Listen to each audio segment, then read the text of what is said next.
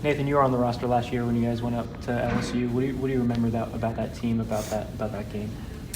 They were a really good team last year, and that was obviously a hard game for us. You know, we didn't play as well as we could have, especially early, and then didn't come out in the second half and play as well as we could have. But I think that'll definitely be different this weekend. And watching film and review of them this year's team, what do you see?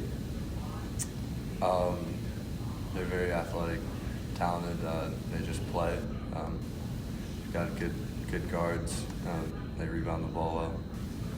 Nate, how do you see your role on this team moving forward with depth, obviously interesting in the forward spot moving forward?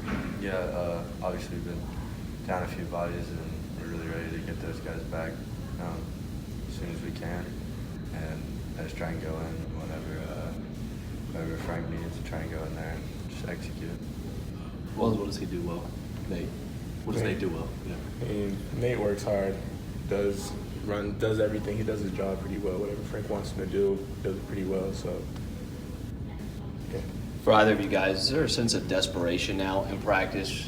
I mean, you talk about the NCAA tournament, knowing there's only so many opportunities left on the table. Do you guys sense and feel the pressure and the magnitude of each game now, knowing if you want to get to that next stage, you have to handle business now that with the limited opportunities left? Every practice we work hard, so we take it one game by game. You know, every practice we take every practice by practice. So, you know, looking forward, making the tournament will be really exciting, but we have to do our job first. Does Frank talk about that all, seeding, NCAA tournament at all in practice, or remind you guys throughout the course of maybe a game or a situation that, hey, this is what's on the line now? Yeah, no, not really. I mean, we just focus, like Wildens said, on the next game. Like, obviously we know we need to win if we want to get to the tournament, and you know, that's something we're going to try and do, but we're going to do it game by game and not worry about that. Well, what can you take away from Coach Sarr? I mean, he's having an incredible senior season.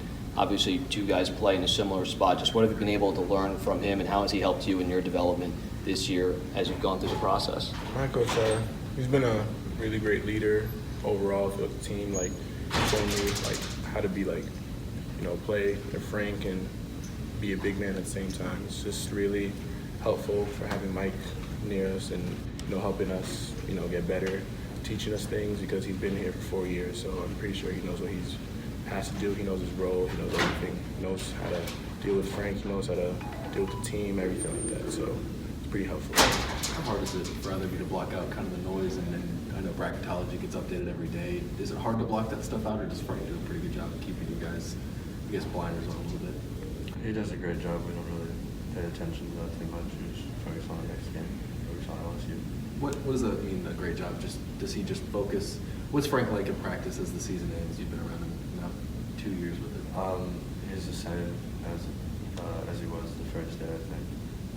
Yeah, he's always going to coach us the same, with the same intensity, the same expectations. It doesn't matter what practice it is. Nathan, what has your confidence been like the last two games with you playing some extensive minutes in some important spots in the game? You know, as a walk-on, working as hard as you have to earn that. Yeah, I mean, it's been fun. Obviously, when, you know, if Coach calls my number, you know, I'm trying to go in there and just execute what he wants, and whenever that happens, you know, I try and always be ready. You guys have been pretty good against big men, I guess, this season, especially with Mike out there. What do you see on tape of LSU's big guys? They rebound the ball pretty well in the offensive end. Yeah, LSU, they love to attack the glass. We see in film is just like big men, they've been there, and the whole starting five averages 10+ points. So like, we're prepared to, you know, box out, be prepared for guys to fly to the glass, and yeah. Does it help going up against Mississippi State on Wednesday, knowing that those are two pretty similar teams and how they like to kind of crash the offensive glass? Yeah, I'm pretty sure it helps a lot. How much can the home crowd help you? I mean, we're hearing, I mean, Emily might have a better number on this, but there's probably less than 2,000 tickets left available for tomorrow's game. When you have that big of a crowd and atmosphere expected, just how much can that boost the confidence and the energy just going in, sustaining you guys throughout for either one of you?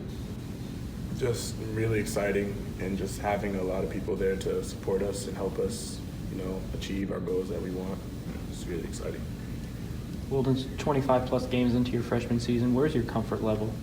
You know, every game just, you know, get better knowledge of like just how college basketball is, and just get comfortable every game, you know, just either starting or coming off the bench, you know, just knowing how to play and how comfortable I am.